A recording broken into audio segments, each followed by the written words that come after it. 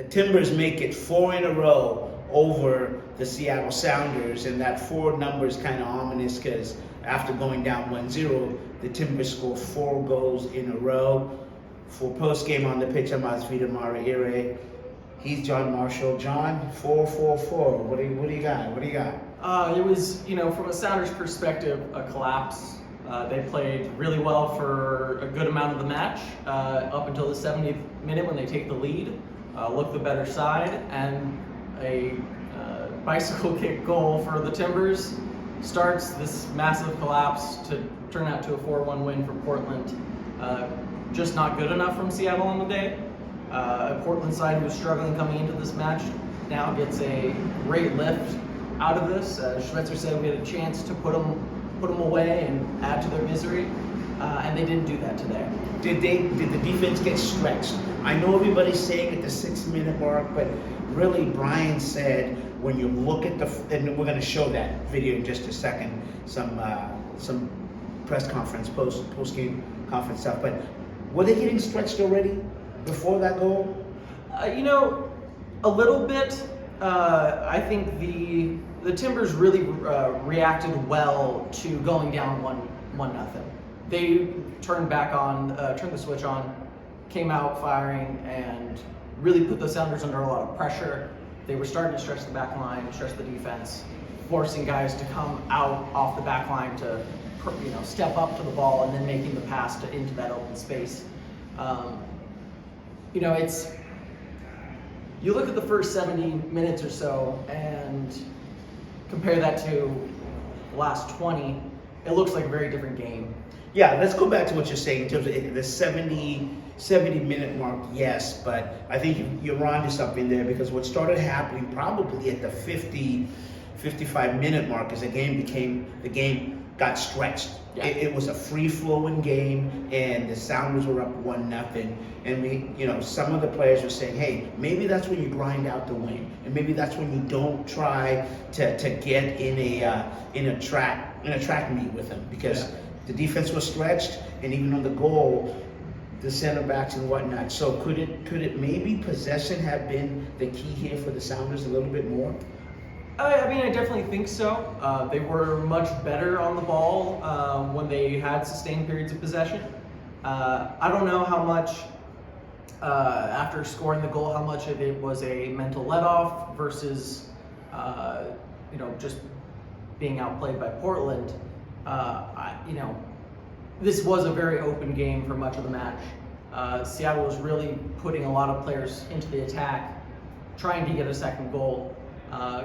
Kellen Rowe talked about in his part of the press conference about it when he came on, how he made some mistakes trying to get too far forward. I think we did see that from a number of Sounders players That's as well. exactly. The game got too stretched. I think that some sustained possession, some more passes. Now, given Portland, wants you to have possession so they can put up the press, but I think a little bit more intricate passing in the midfield and then going wide. So there's just really no way to sugarcoat this. Here's what we're going to do. We're going to do a hard stop, and here is some post-game comments from head coach Brian Schmetzer and a couple. Could have been ended had we scored a second goal. The game could have been skewed in our favor had we kept a little bit better possession at 1-0. But we gave them life. We gave them a chance. We gave them some hope.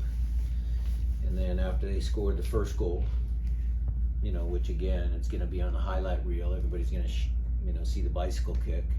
But the play happened really up at the top end, giving the ball away and, not being brave enough defensively, stepping out. They pinned us back.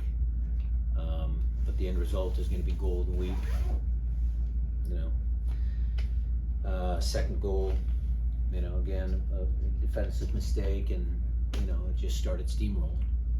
So our inability to close the game out at 1-0 is what caused the game to unravel. But like I said, put that in the back pocket and pull it out right the next time you play Portland. And I think you're going to see a lot more tackles flying. You're going to see a lot more, tenacity, and those moments. Hopefully, we are smarter in those moments because yes, it is a rivalry, but we're still professional, soccer players here. We have to play the game, and that game was a 1-0. Maybe you just grind this game out. You lay your body on the line. We did see some tackles flying in that sense. Blocking shots and such. Unfortunately, the deflection just wasn't in our reach, and so.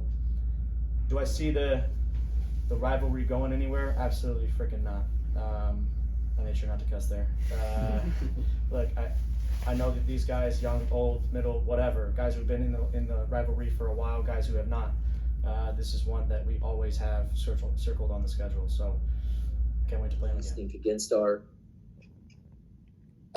team that's beat us 3 games in a row, that's had our number, at their place, stick the knife in, kill the game. I don't give a shit if it was the second goal or extended possession. It doesn't feel like a rivalry. After the game, some of our staff members, everybody talking, laughing. It's like another loss. It's not another loss. It's against the Timbers, and we have to get back. All of us have to get back to understanding that this is a rivalry.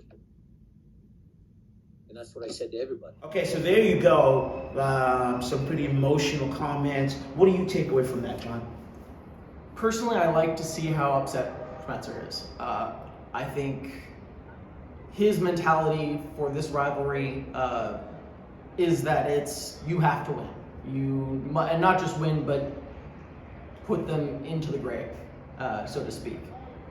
He wants to beat the Timbers more than anybody else in that locker room. And you could tell that he was angry, upset. You see Kellen Rowe and Obed Vargas in their section of the press conference both looked very dejected. Obed, arms crossed, head down. They talked about how that mentality just really wasn't there. Schmetzer brought up that, after the game, some of the staff and players are kind of being light and joking around. I think, for me, I don't know. I'm going to take just some questions regarding Smetzer. Is he getting too emotional about this game? Because if you want that killer instinct, do you make those substitutions? Look, there's no doubt this is one of the best coaches in Major League Soccer, right? I mean, he walks on water and everything else. I mean, we love the guy, but are you too emotional about this game in that it's clouding some of your substitutions? That's a good question. Schmetzer did mention that he has some thinking to do about the substitutions he made and whether or not they were the right decisions to make at that time. I think in particular, bringing off Leo Chu for Hebert. He mentioned he could have brought in maybe a more defensive sub at that point.